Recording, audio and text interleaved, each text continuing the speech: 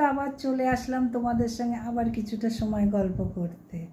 আমাদের জীবনে তো ঘাত প্রতিঘাতের মধ্যে চলে, প্রত্যেকের ঘরেই সব সময় হাসি কান্না দুঃখ হাসি সবই চলে।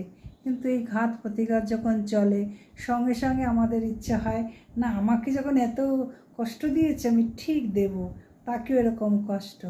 বন্ধুরা তোমাদের বলছি, বা আমিও নিজের অভিজ্ঞতা থেকে বুঝেছি, সঙ্গে সঙ্গে প্রতিশোধ নিতে যেও না, স্বয়ং উপরওয়ালার উপর ছেড়ে দাও।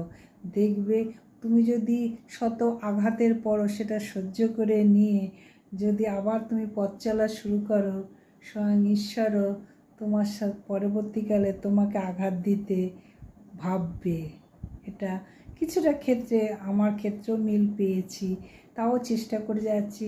মানুষের নানা রকম ঘাত প্রতিঘাত, নানা রকমের কটূক্তি কথা অনেক সময় হজম করা যায় না। ভাবি যে না, এটা ঠিক প্রতিবাদ করব, কিন্তু আবার প্রতিবাদ করেও দেখি বিশেষ করে আপন লোকদের সঙ্গে সেটা পারা যায় না। হয়তো বা পরের লোকদের সঙ্গে করা যায়, কিন্তু আপন লোকদের সঙ্গে করা যায় না। তখন সেই প্রতিবাদটা মুখ বন্ধ করে করতে হয়।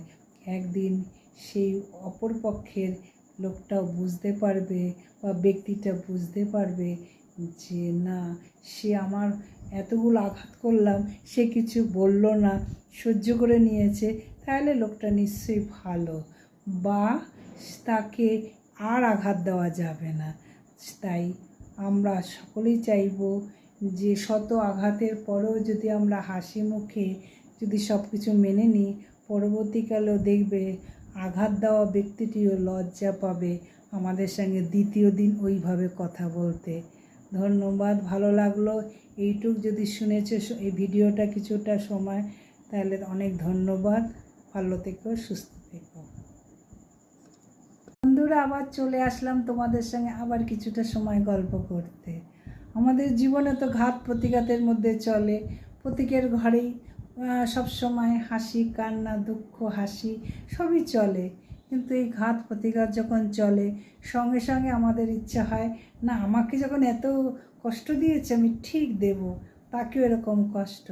বন্ধুরা তোমাদের বলছি, বা আমিও নিজের অভিজ্ঞতা থেকে বুঝেছি, সঙ্গে সঙ্গে প্রতিশোধ নিতে যেও না, স্বয়ং উপরওয়ালার উপর ছেড়ে দাও।